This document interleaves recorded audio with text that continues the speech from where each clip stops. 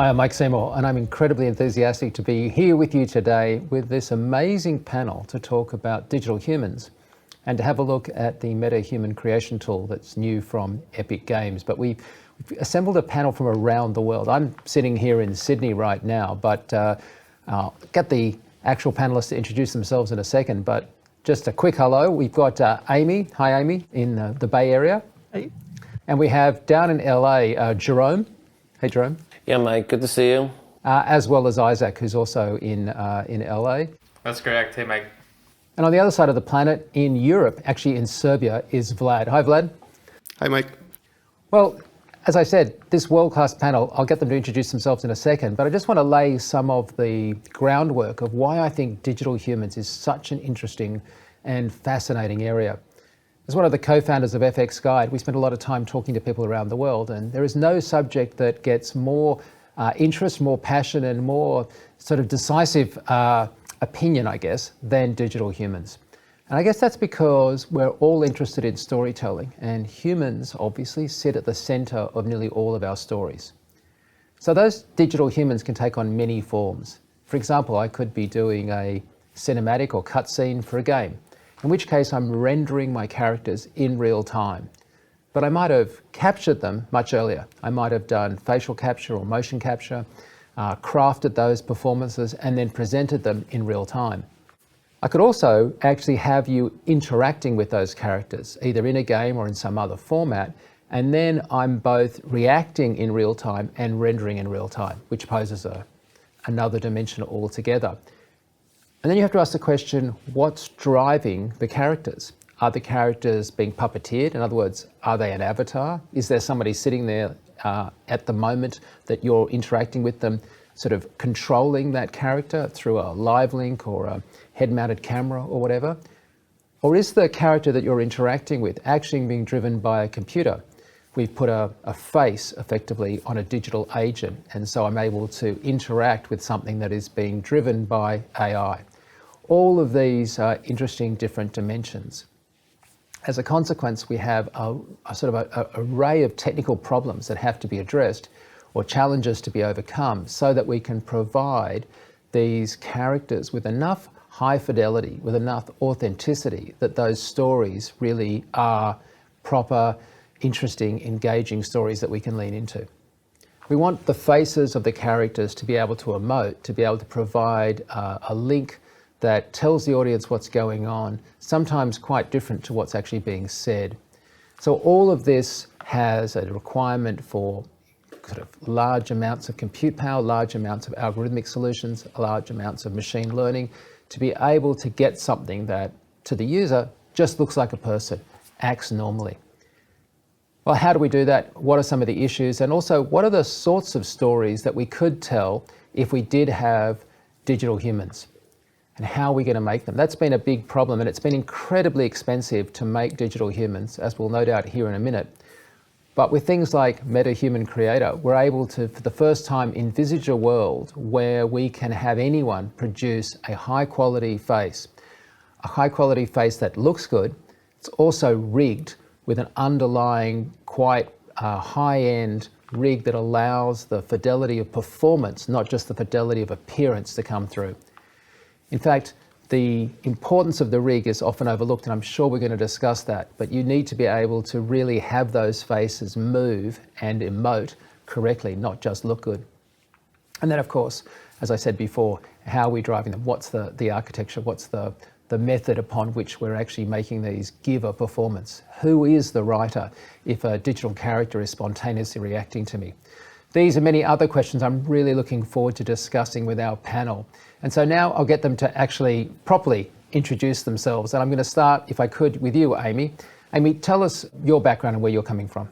Sure, yeah. So I've been in the game industry for over 30 years now, starting in 1989. And my focus has always been on kind of pushing the bounds of narrative and sort of a cinematic presentation in games. So I started on the Atari all the way, up through the current gen of game hardware. And about a year ago, I joined Skydance Media in a new venture, a new division, a new media division, to essentially explore the new frontiers of interactive storytelling, and thinking about how we can kind of reach a much wider audience and just sort of embrace everybody. And of course, key to that is really relatable, believable, digital, real-time humans. And so, Jerome, you've got an amazing career, obviously, starting in visual effects.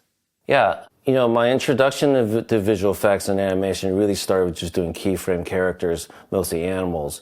And then in spanning across 30 years, basically, since I've been at ImageWorks, we've got to really play with the new technology of motion capture back, with Polar Express and Beowulf. And now basically very, very focused in motion capture for digital humans in live action and in animation. And Isaac, tell us where you're coming from. Sure. I'm currently the Chief Design and Innovation Officer at Brud.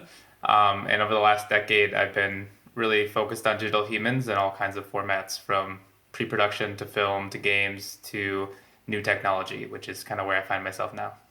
And Vlad, you're in Serbia, but just for those that don't know, what's your background?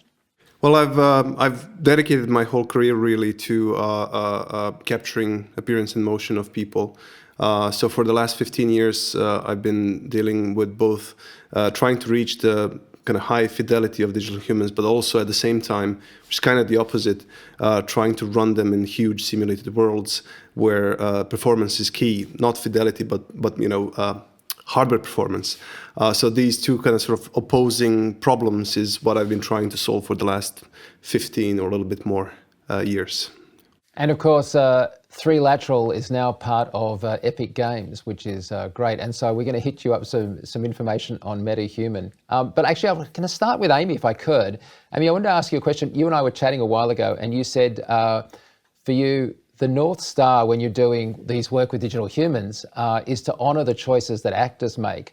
And I thought that was a really interesting comment, that a lot of the stuff we're talking about isn't replacing actors, but that idea of like whether we can get a faithful portrayal, I guess. Could you elaborate on that? Sure. Yeah. I mean, look, even back to, when I was working on, early games, there wasn't much we could do. We had a few pixels or a few polygons, and, we did most of what we could with voice. But even then, everything starts from the performance and inspiring your actors and performers. And so even back then, when we only had voice to rely on, I would bring the actors in to work together. I would make them creative collaborators and allow them to improvise so that it felt real and immediate. And then as we moved into motion capture and performance capture, even before facial capture was an option, we put video cameras on the actors so that we could look at the subtle things they were doing with their faces and the very subtle choices they might make in a close-up. And then we would hand key that, to just, we would manually honor their performance. So the beauty of where we're at today with, facial performance capture is the actors can just act and they know that it's getting captured. The little choices they might make about the set of their jaw, or sort of swallowing before they answer a question, or cutting their eyes away. And all these things tell you so much. And we didn't used to have that kind of nuance to rely on. But this is sort of exciting about where we are now, is that, that boundary between live action performance and real-time digital performance has just evaporated. I mean, Jerome, you must have seen astonishing advances in digital humans. It's really the kind of the final frontier, isn't it, of the hardest thing to do? I remember probably 20 years ago being discussed, talking about, digital humans and their role in films. And I remember thinking, why would anybody want to try and do a digital human? And which was my own curse. And basically, time and time again, I found myself working with digital humans, and it's the circle always comes back to a good story. And sometimes you get placed in situations where there's no other way to do the story except to make a digital human.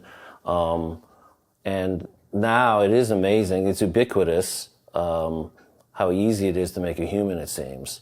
And the easier it is, the more pressure it will be to basically place those creations in stories that basically don't distract you from the fact that you're seeing something synthetic. And I guess, Isaac, that begs the question, why the heck did you want to do digital humans if they're so hard? That's a great question. I imagine it's similar to everybody on this panel, and it was because it was the hardest thing to do. When you get into VFX, the thing that at the time it was if, the first question was if we could do digital humans, which was very much in doubt, 10 years ago. I think that's been clearly answered, and now it's how. How can we best do that, and why, which is a really big question. Like, what are we doing it for, and what purpose is it serving? But yeah, the first reason is I loved art. I loved creating things, and the hardest thing I could find to do was digital humans. So that's what brought me down this road. So Vlad, I guess that begs the question, why are humans so darn hard to do? Like, why is it that I can do a really believable car and people can't even pick it, but people are constantly saying, that's not right, or I'm sensing something different. Like, what is it about human faces that makes them just such a challenge? I mean, thinking about it, it's not really surprising that they're hard to do. Like, humans are complicated creatures, much more complicated machine than a car. And the things that we do are, difficult to predict, and it's very nuanced and subtle. So really, it's not surprising that they're hard to do. The precision at which we would need to run tracking and predict human behavior, we are still not there. It's going to take many decades until we can truly cross the uncanny valley. We're definitely coming close, but as soon as we come close to rendering, we care about animation. But when we get the animation solved, we probably want them to run autonomously, and then that's going to create the rabbit hole of layers and layers of depth that we will want to explore. The thing is, there are sort of as I said at the outset, a range of digital humans, and actually, there's not just the totally photoreal digital human that you can't pick from reality, though that is obviously an incredibly important one. But there's like a ton of things where we want to, like in a game, where I really want the amazingly rich Amy storytelling, I guess, that you can get from having a bunch of digital characters, even if I'm not quite, fooled into thinking they're actual video live action. Nevertheless, you're opening up a lot of storytelling opportunities. Oh yeah, no, for sure. And look, I mean, we've always talked about the uncanny valley, right? And it's like there's all kinds of valleys, uncanny valleys. There's an uncanny valley of like story, does the story suck? There's an uncanny valley of writing and performance and AI. Like, those are actually much more daunting in some ways than the actual rendering part. Like, if you mess up your story, if the actor's not good and not believable, if your companion AI in your game isn't behaving properly, all these things just sort of shatter the illusion. On the other hand, if you get those things pretty right, your audience will forgive a lot of the other things. I mean, granted, we need to have the eyes tracking and not have something be completely eerie, right? But so I worked on some early games, like on PlayStation 3, for instance, when some of this was still nascent.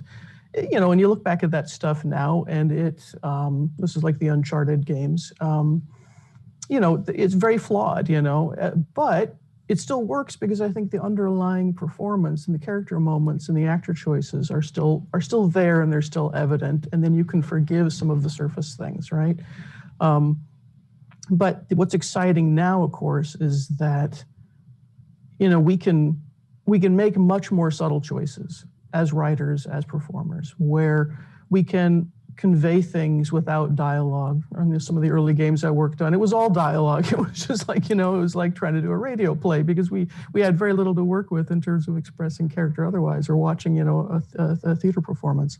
But now we can leave things unsaid and say it with, just a twitch in the character's face. And that's an exciting place to be. You said when it works really well. And Isaac, nobody has had a character work better, I guess, in one sense, than Little Michaela. I don't know if she likes being called Little Michaela anymore, Michaela, but just 3 million followers, I think I was looking at last night. Just a phenomenal connection with an audience. That's a really interesting thing, isn't it? Because it's just not that you're trying to make a live action person look in a digital form. She is her own. Well, I mean, how do you see her? Well, I think what's interesting in terms of technology and games and film is that really it's all about connecting with an audience and with the fandom, right? And I think that changes over time. It changes with technology and it changes with generational influences of the audience.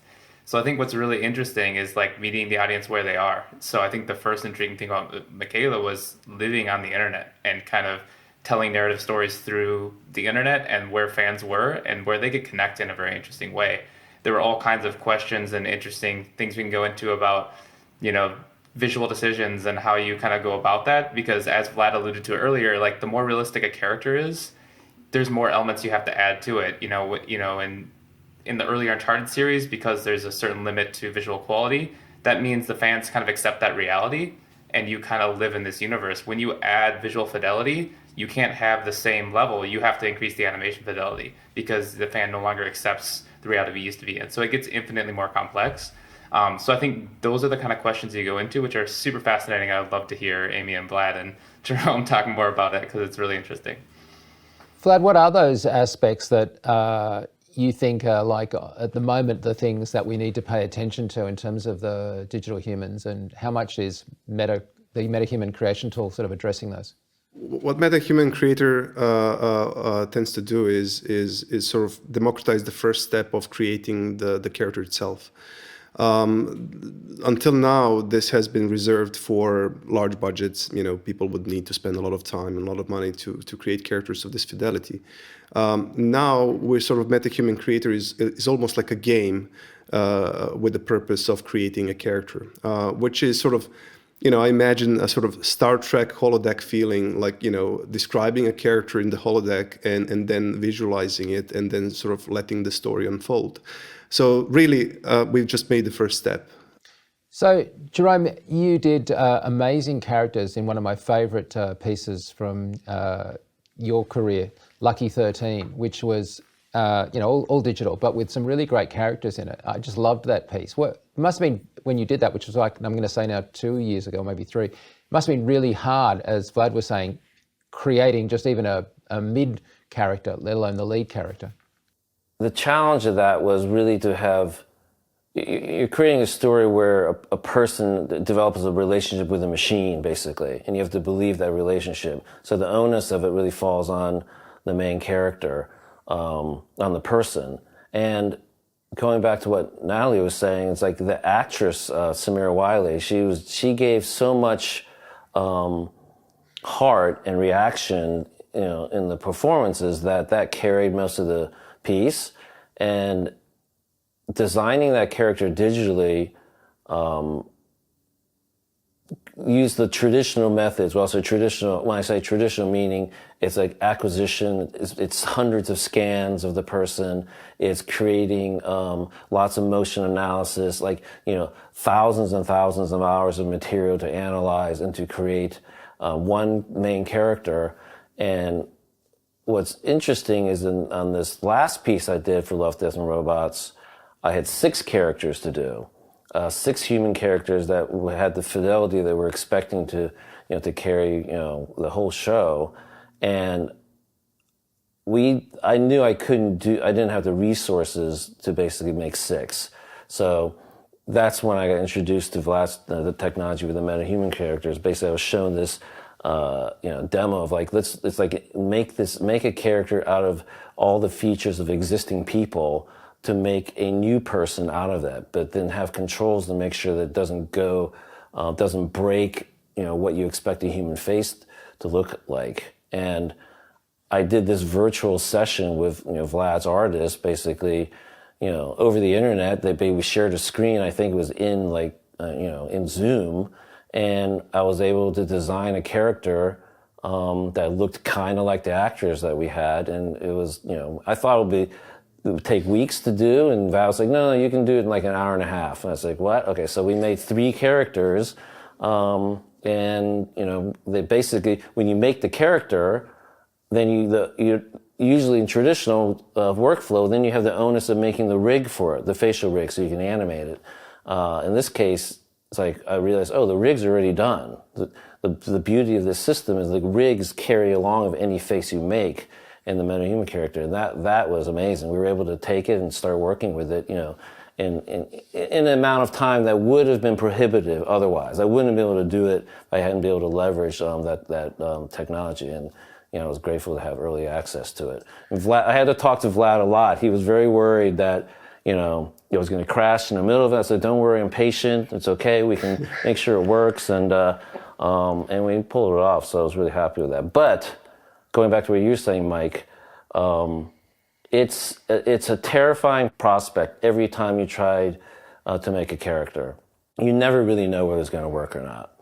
Yeah. I mean, the thing is, well, let's just talk about that rigging for a second. Is it significant to you that it's the same underlying rig? Because that's one of the things that MetaHuman, as you say, provides, like the character rigging, which we don't tend to think about. People tend to go for the visuals for a second. But like the thing that made me fall in love with 3Lateral in the first place was how good the rigs were, right? So how significant is it that you've got the same underlying kind of thing across these multiple characters? Does that help your production? Absolutely, because usually you have to do a bespoke rig for every individual face you create. And this has the system here, the black magic that he's incorporated into it is the fact that the rig is, I'm not worrying about the rig, just worrying about a face, and it's gonna move correctly when you apply the capture data to it, and that's the astounding piece of it. And it's critical too when we're not doing just digital doubles, right? I mean, because that's not always the case. Sometimes the appearance of the character is completely invented, doesn't match the actor, or we need to have one person doing a part of the performance, another person doing another part, and we need to sort of retarget. And so having that be universal is just like absolutely critical.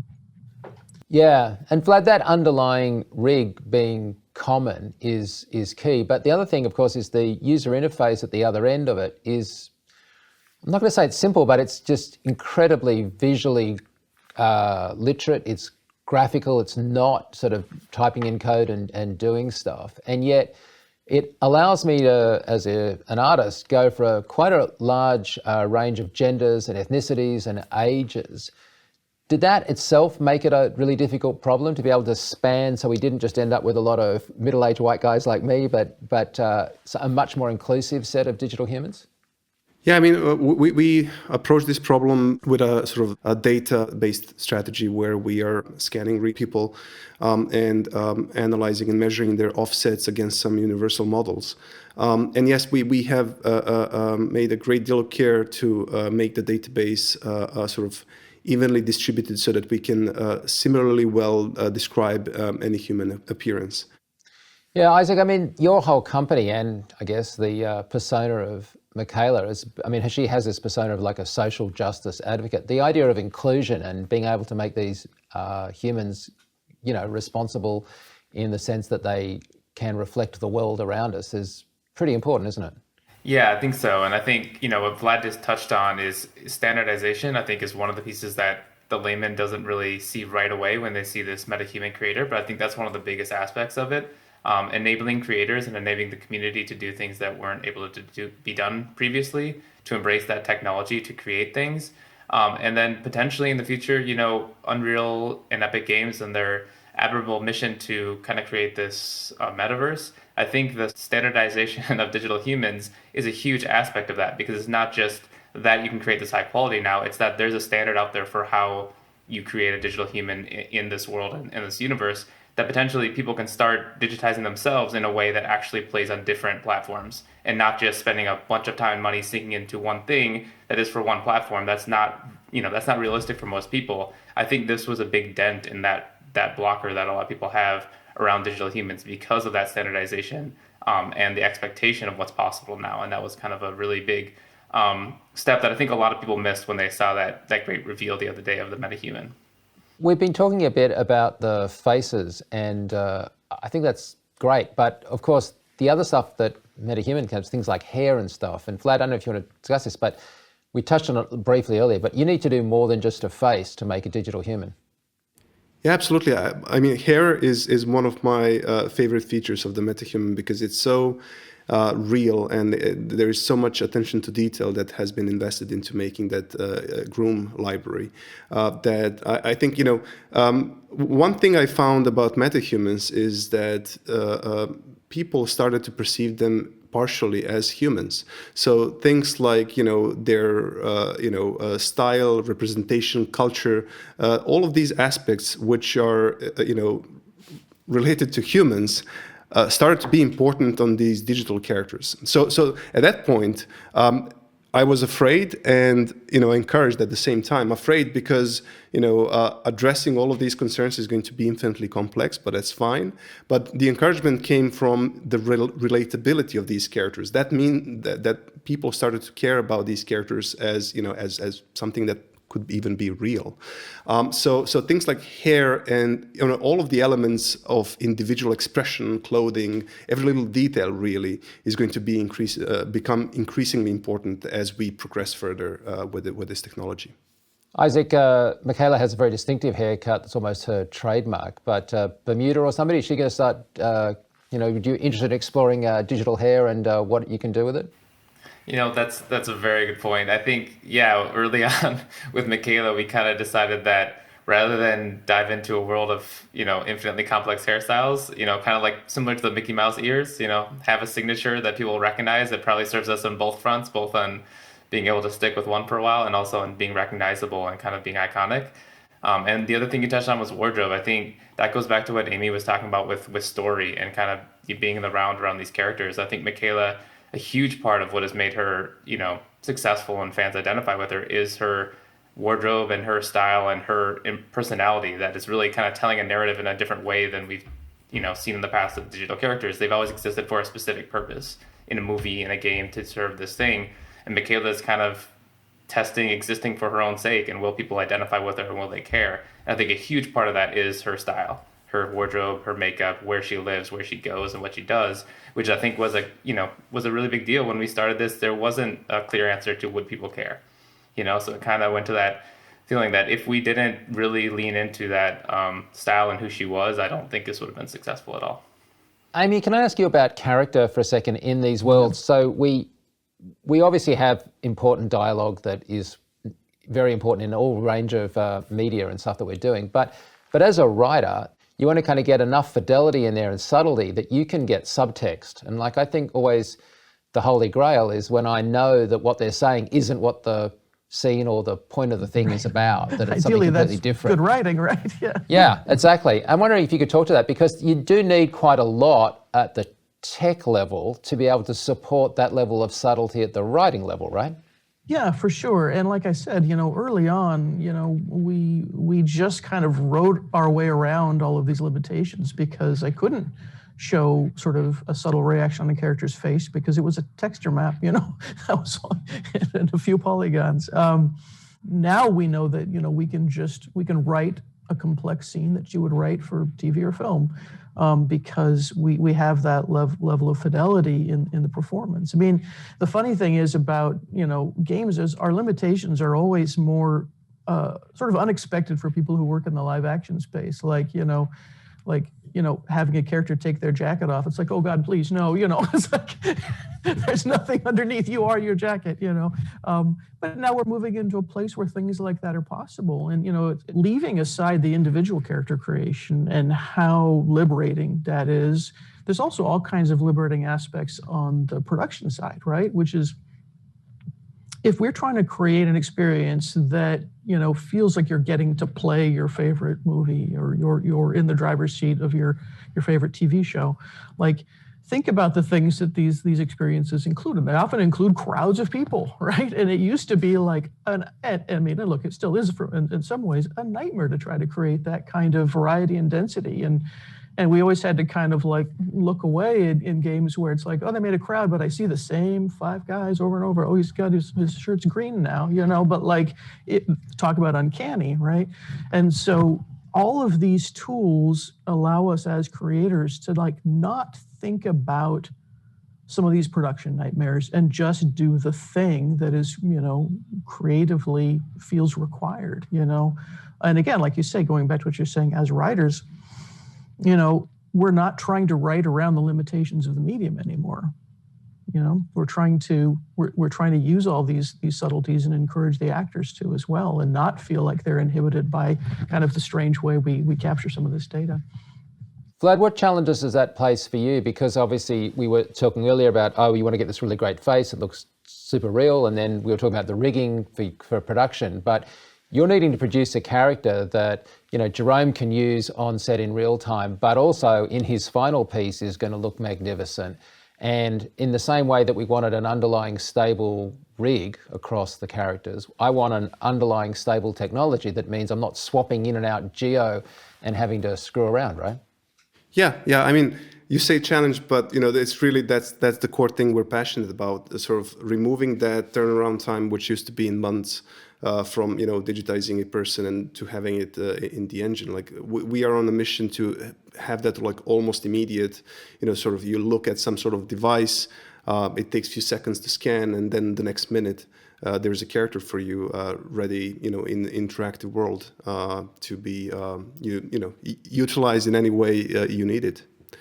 So the challenge really is first to remove any artistic interpretation in the process. People sometimes ask, are we on a mission to remove the artist from the pipeline? And absolutely not. What we want to do is remove the work needed to match reality one-to-one, and then enable the artist to intervene with that reality once it's captured and translated into the virtual world. So the challenge really is converting everything into a process and then making it automatic. Yeah, I'd love to jump in there because there's a couple of things that Vlad just pointed out. One is I hear this a lot about trying to take over artists' roles.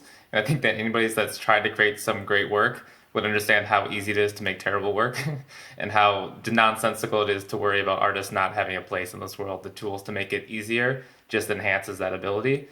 So I think that's a really great point that Vlad made. And I think also what Jerome was talking about, what I would love to hear Amy's thoughts on, is really the role of embracing technology, because I think we've all seen enough people fail by getting enthralled with a certain technology and just diving too far down that rabbit hole, or kind of being afraid of the technology. And I think what I found is that embracing the technology and leveraging where it's special and working around where it has holes has always been the way you succeed. And it sounds like that's like kind of what Jerome was just talking about. And I imagine Amy the same, but it's something that I think is very interesting. I'd love to hear your takes on that and how you like try to embrace technology without fighting it, I guess. Yeah, well, look, I mean, it's kind of the most fun part of the job. It is for me anyway, right? Which is why I'm always trying to kind of chase this unreachable goal. I think we all do this, right? Which is, it's not just the clinical, technical goal, right? Then there's no heart there, right? It's because the technology is the means to an end, and the end is,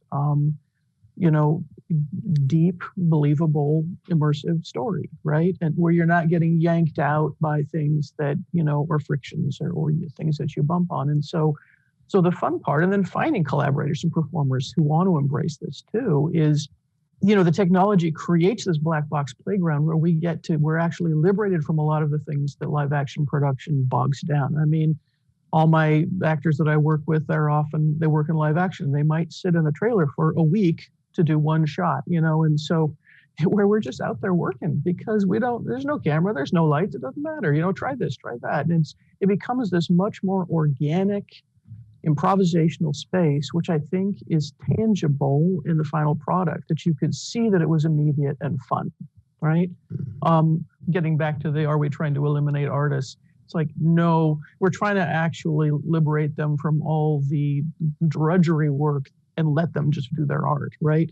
We absolutely need people touching this stuff. And so that's the other aspect here, is what I love about it is the malleability. It takes so much I'd be terrified to shoot live action probably at this point, right? Because this stuff is so malleable, and that actually is like immensely liberating, which gets back to the comments around these underlying rigs, that we're not just capturing data that is baked the same way live action is baked. That's the beauty of it. We also need to retain that, right? Isaac, how much improv is there in your pipeline, and how much are you using real time at the point of working on producing the material? Yeah, that's a great question. We have quite a number of pipelines in what we try to do, from immediate to pretty high quality, and a lot of work gone into it. Performance can be stored and captured and used for other things. So you can now start to talk about different performances and categorizing them and piecing together different things that start to feel very real. I think that's also a very interesting part of the standardization that Vlad and Epic and Cubic Motion have created, because every performance we create, we want to be able to store and use in, content can be reused and recaptured and reconnected in different ways, which is very interesting to us. Isaac, I was going to ask you, one of the things that has been the case with Michaela is she's been an advocate for people from everything from mental health to like a whole lot of causes. And sort of central to her persona is this empathy, this ability to be empathetic to her audience. And I'm wondering, like, are there lessons that you've learned about how to accurately sort of walk down that path of achieving a sort of an authenticity? I know that sounds weird when we're talking about a digital character, but an authenticity or an empathy, because that's been, sort of a trademark success for you guys. Yeah, I think that's exactly right. And the answer is it's really hard. I think being authentic is challenging in every medium, and trying to make a virtual character, a digital human that feels authentic it was a huge challenge. And I think the goal was always for people, especially potentially marginalized people or people that feel different, to be able to see themselves in this character.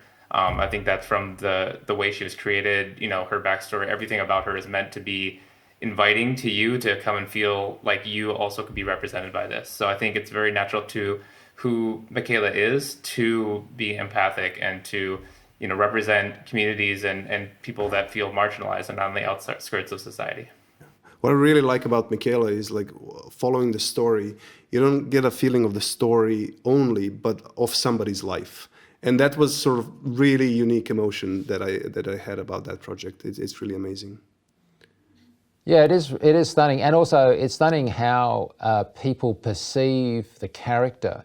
I'm always of the opinion of giving the audience quite a lot of credit. I don't think, like, people in the popular press will often say, they didn't realize that a digital influencer was a digital character. And I think that's not the case. I think especially younger people are incredibly digitally literate. And Amy, I might get you to comment on this, but I feel like they're so literate, and yet they're okay that they understand that it's a digital character, and they don't have a problem with having empathy with a digital character, as opposed to some imagining that we're tricking them into thinking that it's real necessarily. No, absolutely. I mean, and for us trying to tell stories, that's critical. That, of course they know it's a digital character. We're not trying to make them, squint and think it's live action. There's always going to be this sort of a level of stylization and veneer, right? But to be able to feel like you can really relate to and embody the protagonist that you are controlling in this experience, and to be able to feel like you can actually empathize and start, feeling attachment or feeling any emotion about, the other characters, the companion characters. I'm worried about things like the uncanny valley of companion AI, and the fact that you really feel like you are occupying this space and this experience and this story with characters that you care about, including your own, that you're embodying. And that stuff's really hard, and you can see it in games, how badly we've done with this in the past. You'll have these characters that emote beautifully in a cinematic, and then you get back to gameplay, and then they flip around and run at some strange point and stare at the wall like, crazed automatons. And it's like, talk about breaking the immersion, right? And so being able to have, machine learning and AI that can help us simulate and emulate real human behavior is going to be critical, whether it is, there's a real-time just experience, or whether it's a story that we're trying to take the player through, for them to really get on board and immerse themselves. They can't be bumping on all this stuff, right? Yeah, it's an interesting thing, isn't it? Because, and I'm so glad you've raised this point, because as we're moving forward, there are interesting challenges as we no longer are just maybe looking at something where you've got a path, a narrative path, a linear path perhaps for characters, but you're saying, I've got a world, I'm going to create it. Other people are going to come in and inhabit it, and be it a metaverse or whatever. But that those characters have to interact in real time, and it's not going to be off a script. And this is where I think there's a bit of a confusion or perhaps a mischaracterization of what AI is, because a lot of the stuff that we've had impact over is machine learning, which is learning from studying real people or learning from sort of data sets that have real people. And it's not programmatically somebody inventing a super intelligent being that does stuff. It's a sort of statistical thing, but that means that you are getting a genesis of an authenticity from what it learned from real people. Mm-hmm. Yeah, it's biomechanics, it's psychology, right? I mean, just down to simple behaviors. I mean, there's a reason in games we kind of used to just be sort of a lone wolf, because making companion characters like behave correctly and not misbehave and be believable is really damn hard. But if we really want to tell good stories, and in the same way that other mediums do, they're rarely lone wolf stories. So we need to conquer this. Just looking at all the things we do as humans when we relate to each other and what that body language means, and how we can create systems that can actually be emulating that in real time without us having to do this sort of bespoke authorship, because that's at a production level, that's way too much, right? I know I'm kind of going rabbit holing on this, but it's because it's like it is the most critical thing to be having these experiences feel believable and authentic and meaningful, and not suddenly having that illusion shattered every time you go into a real time simulation of gameplay and out of a cutscene. I love what you're saying, Amy. I have to think of reading a book and how you're creating a space for somebody to, build that world. And there's very few things that are going to break up that reality because there is no visual. And I think as we introduce more visuals, the more opportunities we actually have to break that reality for the person. So it's almost like the more we're doing with technology is trying to get out of that person's way and allow them not to be distracted by the things that break that reality. I think that's a great way of putting it, yeah. There's sort of concepts of like a cognitive cliff, which is that if you produce this incredibly elaborate digital human that looks very, very real, then you better back that up with some good cognitive responses, or not a valley, it's a cliff. Yes, yeah. Right. Vlad, it just seems like this characterization that you've got this ultra intelligent piece of code, like some Ultron thing, isn't how it works. That you guys start with real people, and it's learning from people. You focus on real people as your sort of starting point. Yeah, of course. Yeah, it's always based on real people. That's where the data comes from. But I don't think that that we will not see sort of autonomous agents being so believable anytime soon.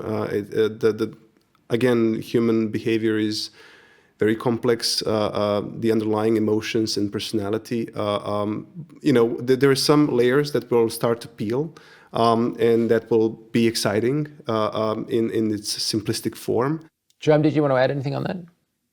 The system only works because you're putting the data from real people through the machine learning loops, and that's why you're getting that kind of library that's convincing. And I want to see advances.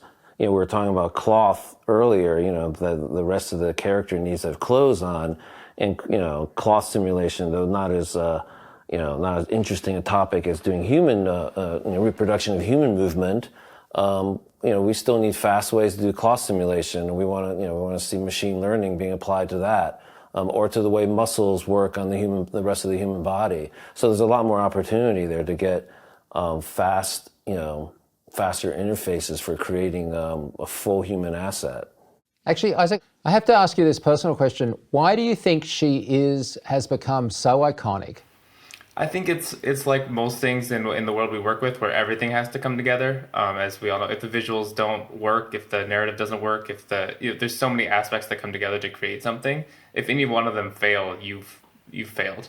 So I think it's everything. I think visually, the imperfections of Michaela are somewhat unique to digital characters, where maybe her teeth have a little gap in the front, and maybe she has a funny hairdo, and she has freckles. Like this kind of thing that makes her a little more relatable. And I also think there's something interesting about not really trying to cross the uncanny valley, but rather kind of living in this space that typically you try to avoid, where she's eye-catching because you can tell there's something different, and that kind of draws people into it. Like, what is going on here? And then they kind of get sucked into this narrative and figuring out, like, looking through an Instagram page or trying to understand what she is. So I think that was part of it as well. And then you kind of get to be part of this story that's unraveling and be in on the secret kind of thing. Like, you're in on this thing now, which kind of is a draw to some fans. Jerome, one of the things I was going to ask you is how imperfect your characters are. Like, one of the things I loved about MetaHuman is you can go off symmetrical mode. So I suffer from this thing that one of my eyes is different to the other, and I've had to learn that through testing and things that I've done with projects. But that imperfection that we heard alluded to by Isaac is actually part of our humanity. I embrace all the asymmetry as much as possible in our, so basically you want to, in some cases, accent it, which is interesting because if you pick certain actors, if they're photogenic, it usually means it's because they're very symmetrical. So you want to find the asymmetry and basically, plus it. So asymmetry is great because that's nature. Nobody's perfect. It's like, except for the super actresses and models who basically are actually perfectly symmetrical. But for our work, we want our digital humans to be as imperfect as possible. So moving forward, we've got this idea that we're going to be able to create these characters with more freedom, I guess, and certainly from a production point of view without maybe some of the time and cost constraints.